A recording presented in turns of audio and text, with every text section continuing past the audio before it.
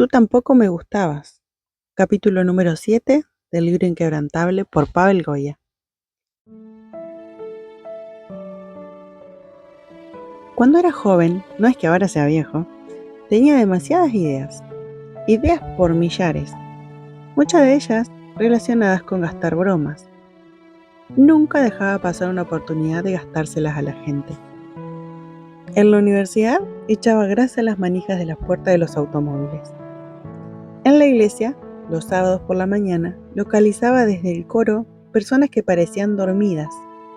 Entonces, con una pajita, les lanzaba granitos de arroz en la nuca. Saltaban y se llevaban la mano al punto que había sido objeto del impacto. Esto me divertía mucho.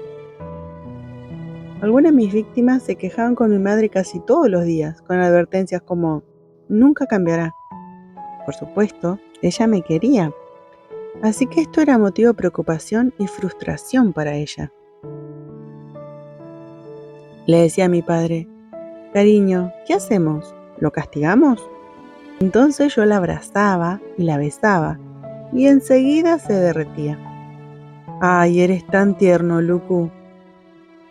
Pero se volvía a mi padre para decirle: ¿qué vamos a hacer con él, Pavel? Mi padre sonreía y me daba un abrazo. Yo lo hacía también, decía. A Dios le encantan los desafíos, y tu madre y yo estamos orando por ti, Luku. Dios me cambió a mí y te cambiará a ti también. ¿Te imaginas cuando Dios use esta creatividad y energía para su obra?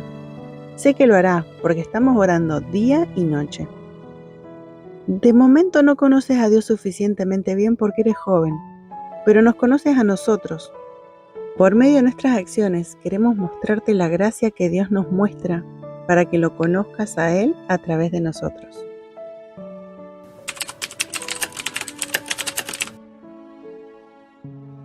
Recuerdo una ocasión en la que creí que podría haber ido demasiado lejos, incluso para mi padre. Era invierno del 7º año de la escuela. El sistema educativo comunista impartía clases 6 días a la semana, y quienes no iban al colegio los sábados eran con frecuencia castigados. A veces eran objeto de burlas con los profesores o incluso eran expulsados. Mi profesora de matemáticas, especialmente, me hacía sentir que yo no le gustaba. Me insultaba de varias maneras. Me mandaba a un banco apartado de los demás y trataba de hacer que suspendiera los exámenes. Nuestro profesor de francés era diferente. El profesor Andrei era joven, alto y atlético. Contaba chistes, se reía e incluso a veces cantaba con nosotros. Se caracterizaba porque solía llevar un sombrero grande estilo texano. Una tarde, acabadas las clases, mis amigos y yo salimos corriendo, gritándonos los unos a los otros, mientras tomábamos puñados de nieve. Cerca de la entrada del colegio había un poste alto y estrecho con un foco. Nuestro juego favorito era arrojar bolas de nieve contra el poste.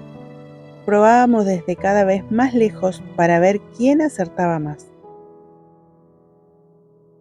Yo tenía fuerza en el brazo y era muy competitivo. Normalmente le daba de lleno al poste. Me encontraba a 20 metros y me preparaba para mi turno para disparar, cuando se abrió la puerta principal y salió el profesor Andrei. Al ver aquel sombrero alto, no pude resistir la tentación. ¡Hey, chicos!, les dije. ¿Quién cree que puedo dar en el sombrero del profesor Andrei desde esta distancia? Es un blanco móvil. ¿Quién apuesta que se lo tiro al suelo? Si hubiera sido cualquier otro profesor del colegio, no me habría atrevido, pero era el profesor Andrei. Podría decirme: ahora al suelo y haz 10 flexiones, pero yo sabía que en el fondo le encantaría.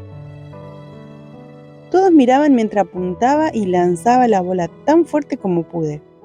Salió disparada como un cohete. No podía ser un tiro más perfecto. Pero justo entonces el profesor miró por encima.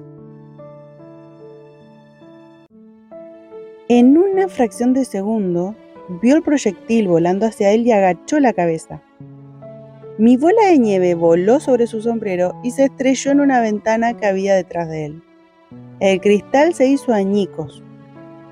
Todos guardaban silencio. Se me ordenó regresar al colegio mientras convocaban a mi padre. Yo no dejaba de preguntarme qué diría él. ¿Se enfadaría? La mayoría de mis bromas eran poca cosa en comparación con esta. Había destrozado una propiedad pública. Mi padre llegó y habló con los administradores. Luego nos dirigimos a casa. Durante el viaje prácticamente no me dirigió la palabra. Mamá esperaba en la puerta. «Luku, ¿cómo has podido hacer esto, hijo?». Se volvió a mi padre y añadió: «Pavel, ¿qué vamos a hacer con estas bromas? Tiene que dejar de hacerlas. Tú siempre dices, es igual que era yo, pero esta vez no es igual a como eras tú». Mi padre se quitó el abrigo y me miró. «Tienes razón», le dijo finalmente a mi madre, «esta vez no es igual a como era yo». Sentí que se me encogía el estómago. Mi padre continuó hablando. «Esta vez no es igual que yo», continuó, «porque yo habría dado en el sombrero», sonrió. «Esa es la diferencia entre tú y yo, Luku. Yo no habría fallado». «Pavel», contestó mi madre, «¿cómo puedes bromear? ¿No deberíamos castigarle?». «Cariño», contestó él, «¿no merecemos todos castigo? Pero mira lo misericordioso que es Jesús con nosotros». Entonces me abrazó. «Mi padre me perdonó, Luku, y nosotros te perdonamos. Así como Jesús nos perdona, te perdonamos nosotros. Lo arreglaremos de la siguiente manera. Primero, oramos por ti. En cuanto a esa ventana, iremos tú y yo juntos a arreglarla. Tienes que trabajar para pagarla. La semana próxima te vienes conmigo al trabajo, y la cantidad que ganes, sea la que sea, yo la igualaré. Después me tomaré tiempo libre del trabajo para ayudarte a cambiar el cristal. Todo lo que tengas que hacer lo haré contigo. Lo arreglaremos juntos porque tu madre y yo te amamos, y también porque tú no puedes hacerlo solo. ¿Te imaginas cuánto amé a mis padres por la manera en la que me trataban? Así me mostraban el amor de Dios. Mis padres me enseñaron acerca de la gracia por la forma en la que me trataban. Nosotros, los cristianos, no siempre nos sentimos cómodos con la gracia. No la entendemos. Pensamos que, de algún modo, tenemos que ganárnosla. O al menos, pagar algo a cambio con buenas obras. Pero el ladrón de la cruz no pagó nada por la gracia y murió antes de hacer algo bueno. No podemos comprar la gracia, punto. En una de las parábolas de Jesús, Mateo 18, 21 al 35, un hombre que debía 10.000 talentos de oro le dijo al dueño a quien se los debía: «Perdóname y te los devolveré». Al siervo se le ofrece el perdón como un don gratuito, por gracia.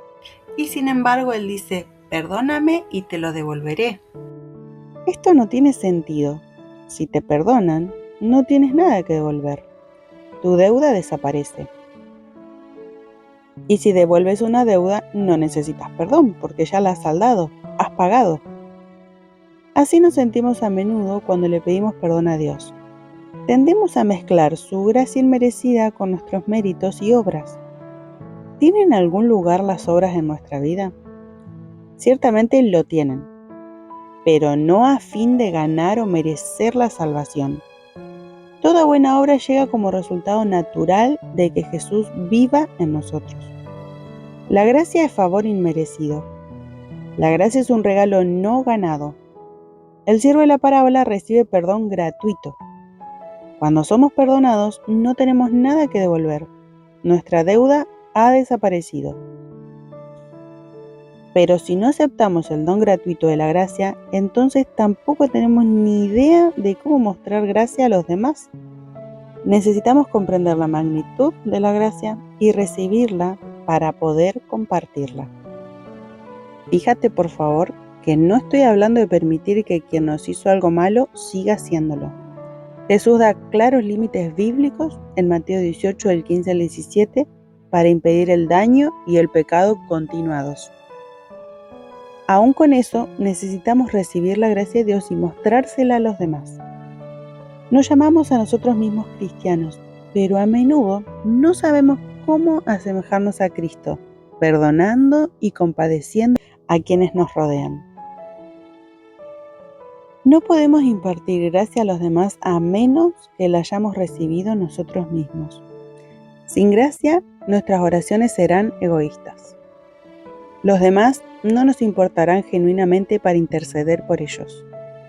Solo seremos capaces de extender gracia en la misma medida en que la recibimos.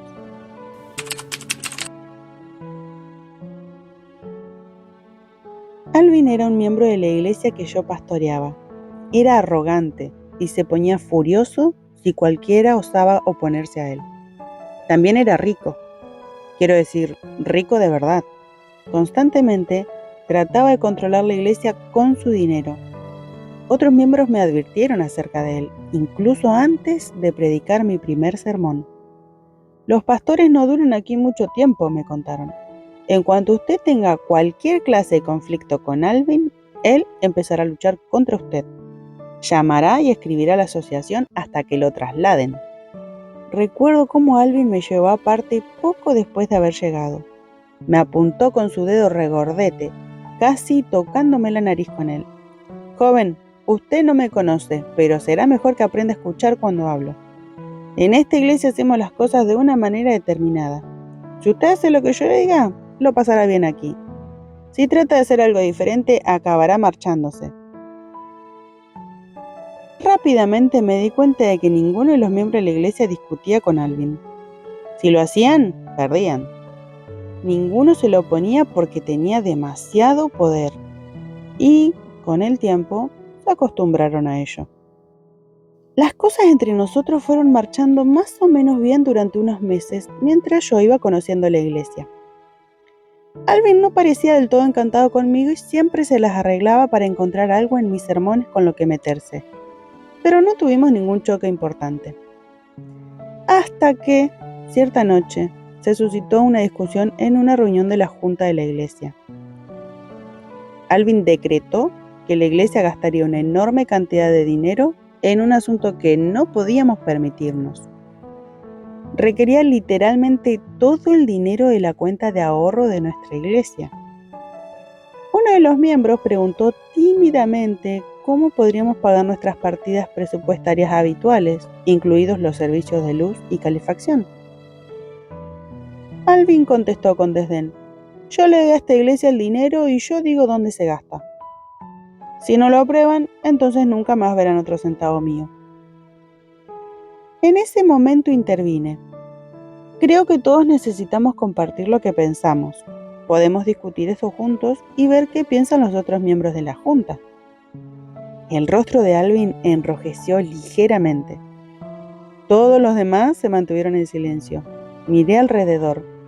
Nadie me miraba a los ojos. Nadie tenía el valor para resistir a Alvin. Vamos, animé. ¿Nadie tiene preguntas?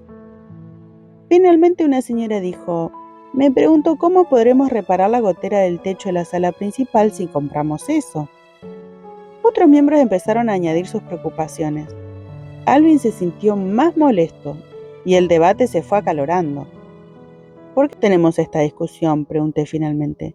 Nuestras normas son sencillas. Hablamos del asunto con amabilidad y luego votamos. Lo que salga de la votación es lo que hacemos, tanto si personalmente nos gusta o si no nos gusta. Joven, gritó Alvin, yo soy el voto aquí. Proseguí. ¿Por qué no votamos en secreto? Le daría a cada uno un trozo de papel. Alvin me lanzó una mirada feroz. Será mejor que salga de aquí ahora mismo, dijo. ¿Por qué? Porque yo soy quien dicta las normas. Pero el derecho al voto es para todos, no solo para una persona, contesté con calma. Obviamente usted no sabe qué está pasando, dijo apretando las manos. Entonces dije: escuchen amigos, necesitamos orar. Si Dios les inspira para que nuestra iglesia deba hacer esa compra, voten sí. Si Él les inspira que no se realice dicha compra, voten no. Pero voten lo que Dios ponga en su corazón. Oramos y efectuamos una votación secreta. Quizás por primera vez en 48 años, Alvin perdió la votación. Se levantó y caminó dando unos pasos largos hacia la puerta diciendo: «Voy a enseñarle a todos una lección». La puerta se cerró tan violentamente que las ventanas vibraron. Inmediatamente después se abrió de nuevo. «Y usted es estúpido», bramó. «No sabe con quién está peleando». «No me llame a mí ni a nadie estúpido», contesté. «Si lo hace de nuevo tendré que excluirle de la reunión por no respetar a las personas». Pensé que Alvin explotaría. Tomó su teléfono móvil y llamó al presidente de la asociación en el acto. «¿Cuánto presupuesto necesitan todavía para el proyecto de construcción del internado escolar?», preguntó. Pudimos escuchar con claridad la voz del presidente. «Buenas noches, Alvin. Aún necesitamos más de $1 millón». Naturalmente, el presidente no tenía ni idea de lo que estaba ocurriendo. «Pagaré el total de ese monto si traslada usted a Pavel Goya a otro distrito». Me sentí extrañamente satisfecho. Nadie había ofrecido tanto por mi cabeza. En ese momento, el presidente captó la situación. «No, Alvin», dijo, «no puede hacer eso, y usted debe respetar a sus pastores y colaborar con ellos». Aquello me hizo sentir muy bien. La voz de Alvin se elevó. «Nunca recibirá más dinero de mí entonces», dijo cortando la llamada telefónica.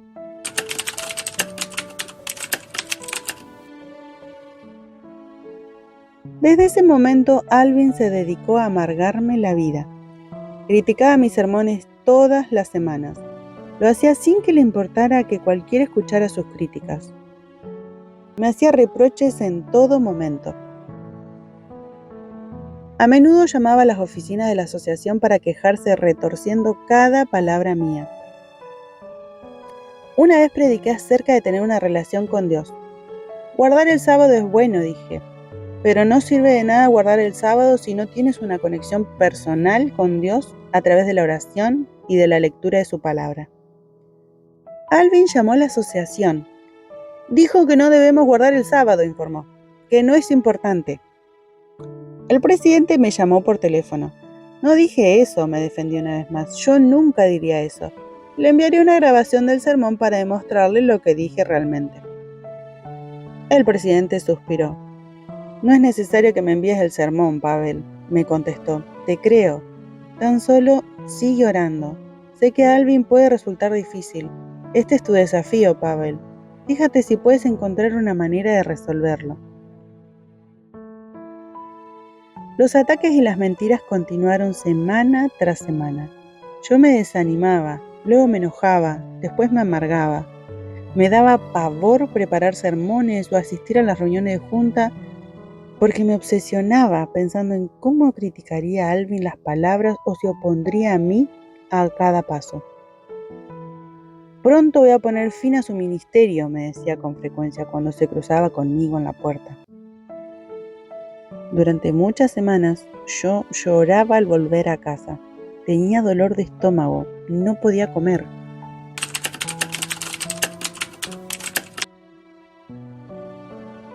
Ahora déjame hacerte una pregunta.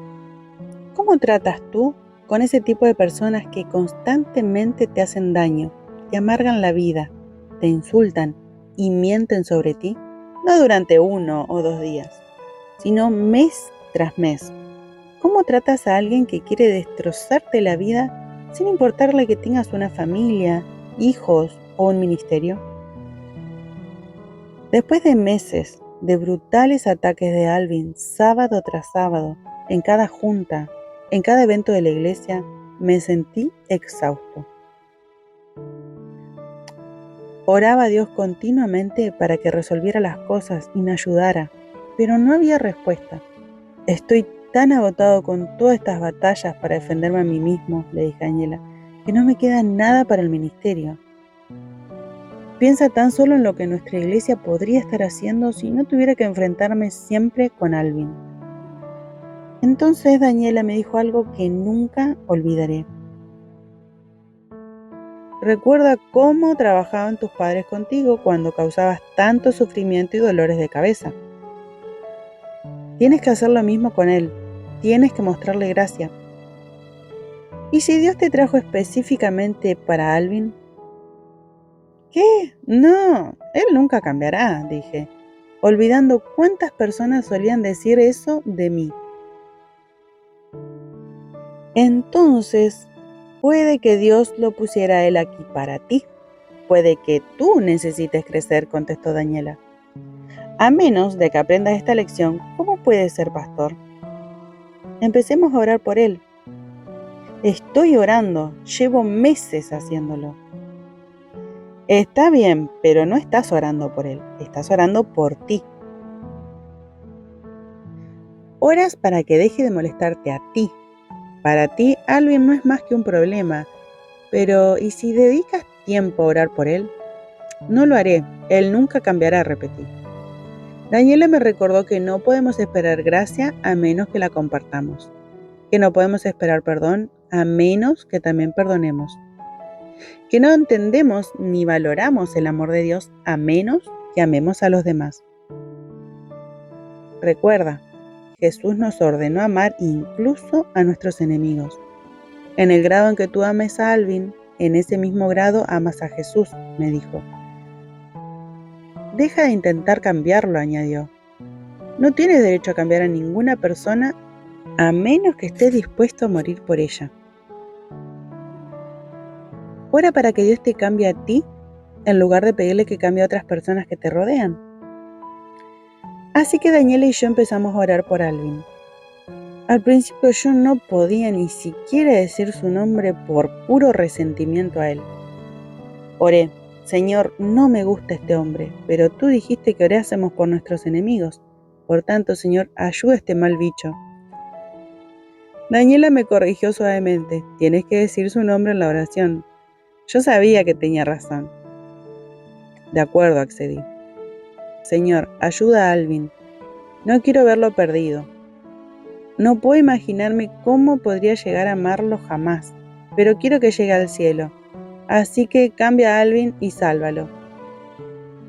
Pensé que era una oración bastante buena. Entonces Daniela dijo, no, eso no es suficiente. ¿No entregó Jesús su vida por sus enemigos? Tienes que decir, Señor, quítame la vida y sálvale a él. Eso lo dices tú, repliqué, yo no puedo. Pero Daniela siguió adelante. ¿No pidió Moisés que se borrara su nombre del libro de la vida eterna, si Dios no salvaba a los israelitas que trataron de apedrearlo? Sí, Moisés dijo eso, pero yo no soy Moisés. ¿No dijo Pablo preferiría ser anatema, cortado del libro de la vida, si así ellos no pudieran ser salvos? Me preguntaba yo cómo sería de larga la lista de ejemplos de Daniela. No tengo fuerzas para hacer eso, contesté. Ora de todos modos, respondió ella. Señor, realmente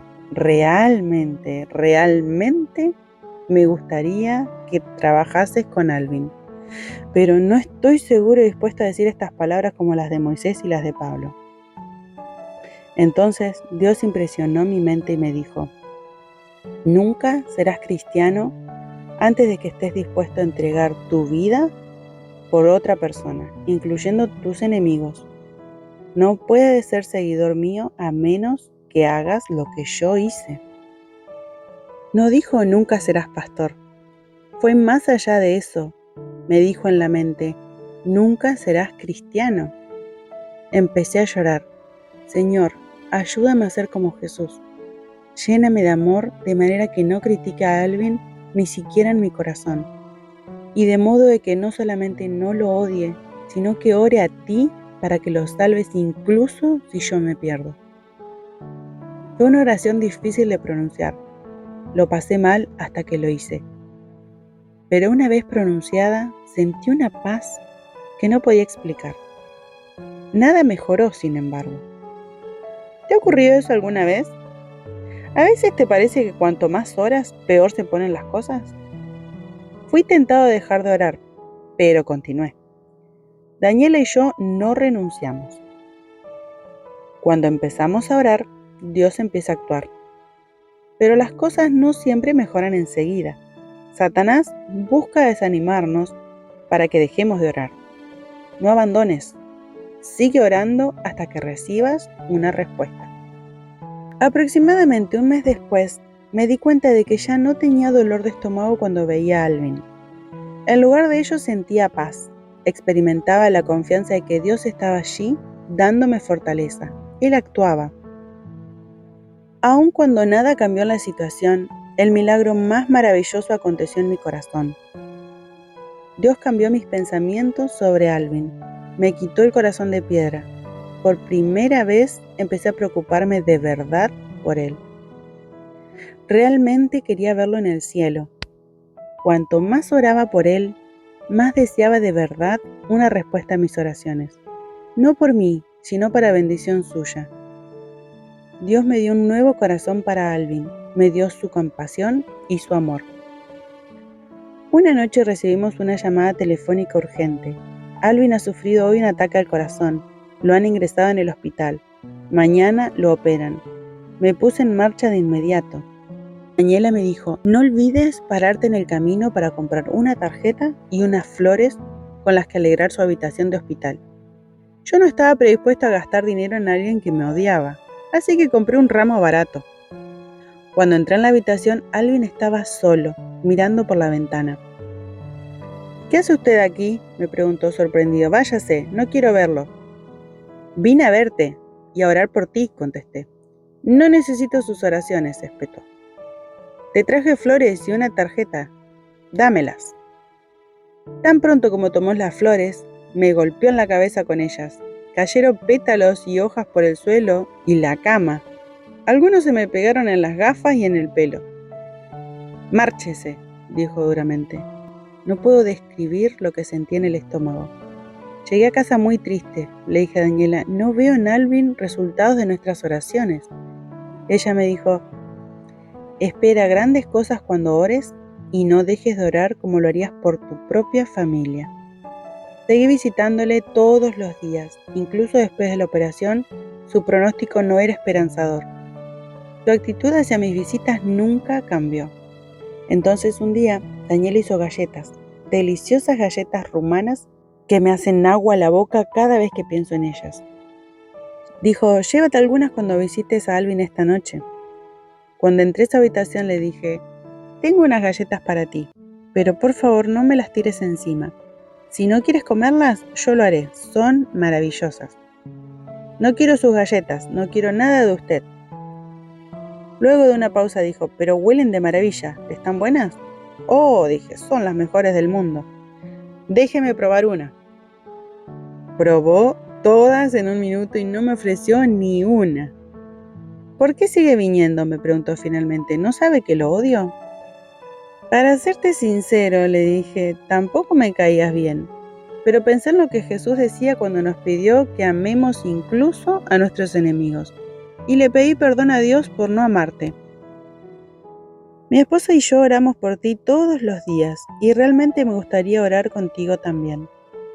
No se molesten en orar por mí, dijo, es demasiado tarde. El Espíritu Santo me abandonó hace años. ¿Cómo lo sabes? Cuando era joven cometí un grave pecado. Además, toda mi vida he hecho demasiado daño. He herido a demasiadas personas. A veces me convencía de que hacía bastantes cosas buenas dando mucho dinero a la iglesia y llevando a cabo algunas obras para ganar el perdón de Dios. Pero he causado demasiado dolor. No merezco el perdón ni la salvación. No veo cómo Dios me pueda perdonar.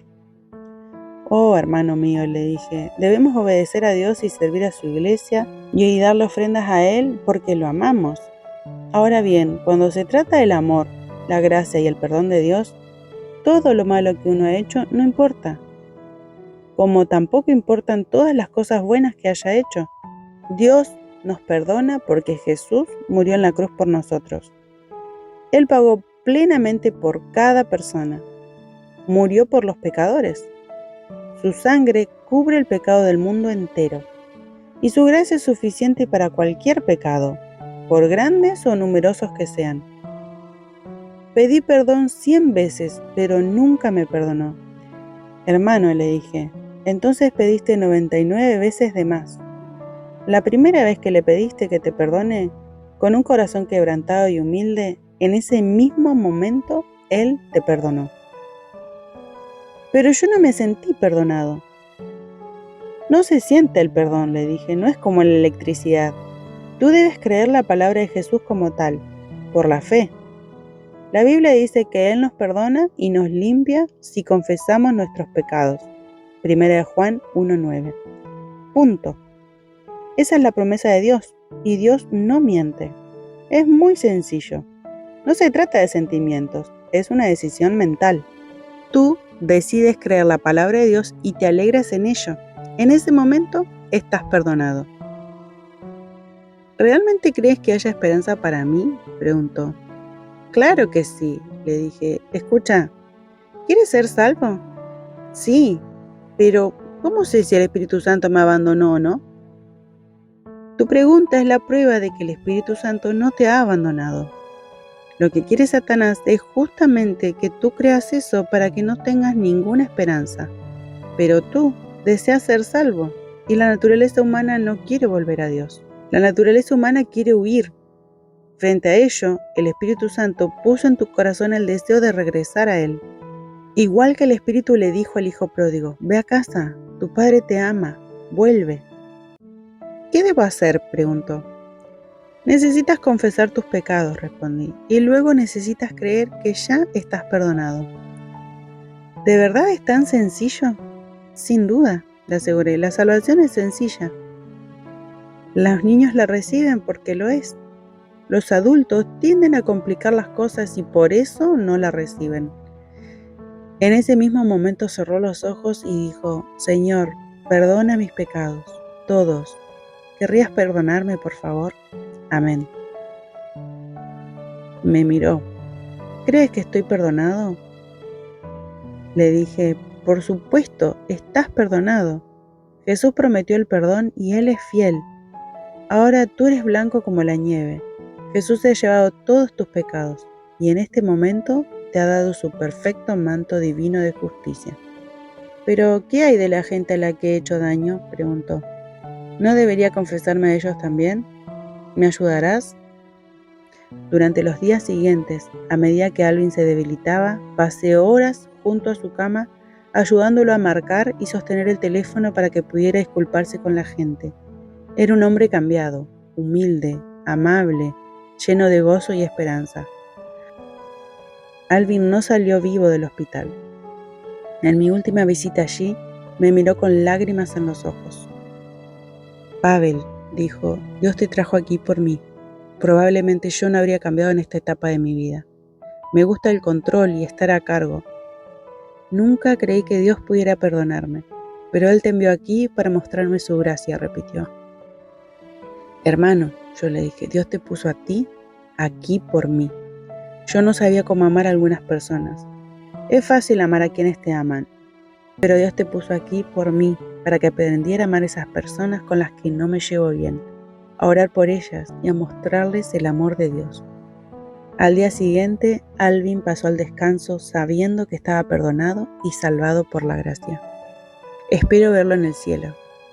Los milagros suceden todavía hoy, especialmente los milagros de la gracia. La gracia que transforma los corazones, la gracia que transforma relaciones, la gracia que transforma iglesias. Cuando la presencia de Dios llena nuestros corazones, su gracia se manifiesta de manera natural a los demás. Alabemos a Dios por su increíble, asombrosa e infinita y maravillosa gracia. Resumen. El fundamento de todo perdón se encuentra en el amor inmerecido de Dios, pero por nuestra actitud hacia los demás mostramos si hemos hecho nuestro ese amor. ¿Sabes cuánto amas a Jesús? Por el grado en que amas al que te odia y te amarga la vida. Hasta ese grado exacto amas a Jesús. Les aseguro, cuanto hicieron a uno de estos mis hermanos pequeños, a mí me lo hicieron. Mateo 25:40. Dios nos llama a orar por quienes nos lastiman, por esos que nos dejaron una herida, porque Él ama a esas personas.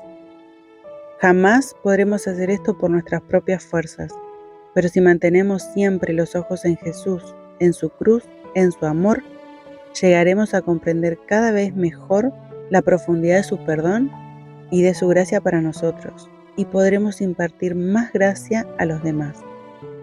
Dios nos puso aquí por ellos.